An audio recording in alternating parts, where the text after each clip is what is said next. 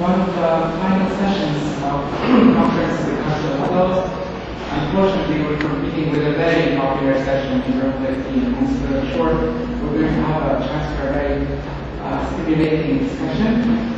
We have two speakers only, the third one didn't show up.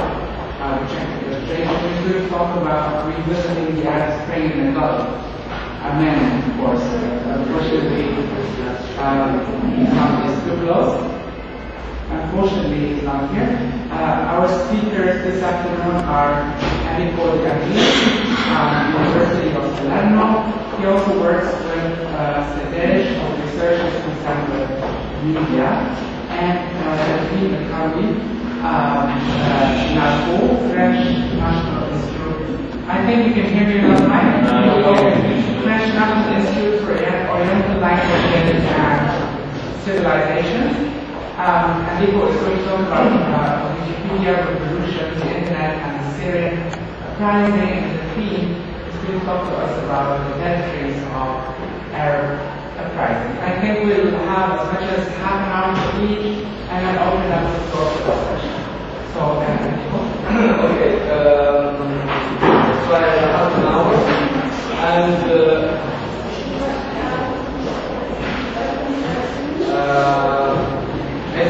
title is not like it was written in the program. It's not Wikipedia revolution, the internet, and uprising. It is the Wikipedia revolution without the Wikipedia, internet, and Syrian uprising.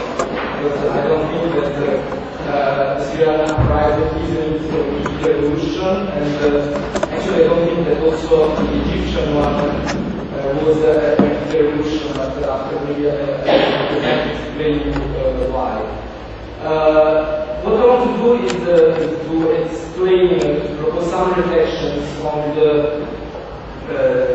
information environment of the Syrian uprising.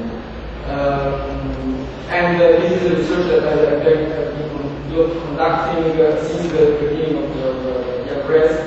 Also before, because I made research for El-Hamamsy on the internet in Syria just before the revolution, and I made my PhD of political information in Syria.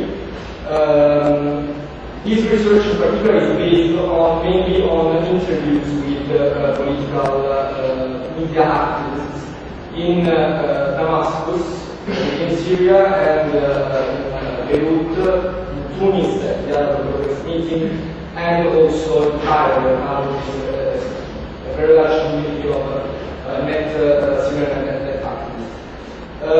Now, also in Syria, some new cultural and social practices in producing, distributing, and exchanging information are emerged during the uprising, as in Egypt and modern context of the Arab Spring.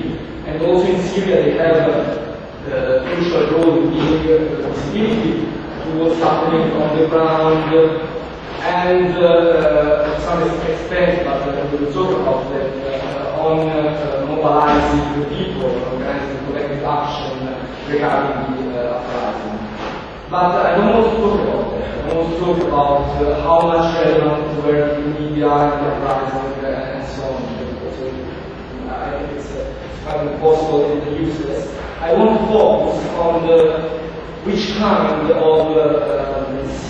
public sphere these new practices are implementing, and which consequences maybe they have on the possibility of building another kind of society, democracy, and so on. So, just proposing some ideas, because of course we need more research and especially more fun. Now, the new media, for some authors, designate a new kind of public sphere. Becker, for example, calls it a network public sphere.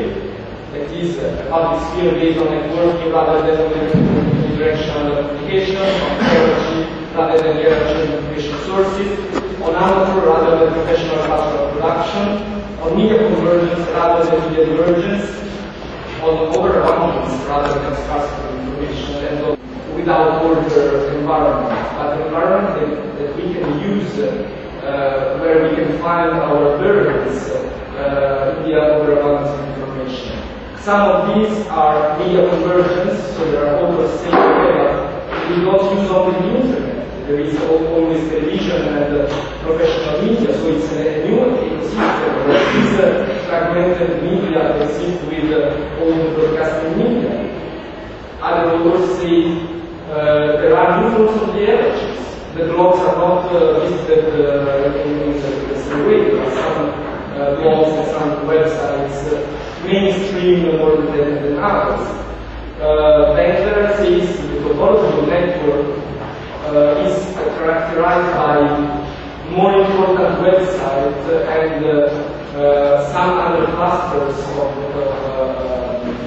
smaller and interest-based websites. So there are many levels of deliberation that enables this public sphere to work. Lessing, for example, talks about ecology of content and economic reputation. This is an environment where people develop rules.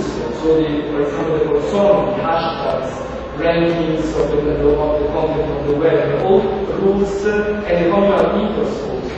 So professional values also in the web, who produces the content. And at the end, for example, Jenkins says it's not true that we use the internet individually, but we use it through the communities. And on the contrary, the new media are very important to create new kind of communities. So it's collective kind of consumption, production, and so on. Now, the idea of all these elements, I call them social environment. It is a system suitable for collecting, accrediting, synthesizing, discussing, and giving silence to the huge mass of information on the web. And for creating a more fluid, more open, and more participatory space based on communities with the specific protocols of interaction, behavioral norms, forms of authority, and the big. So it's not an anarchic space where everyone can say everyone is a pamphleteer, philosopher. Now, the point of this paper is that this social environment, these antidotes in Syria, don't exist.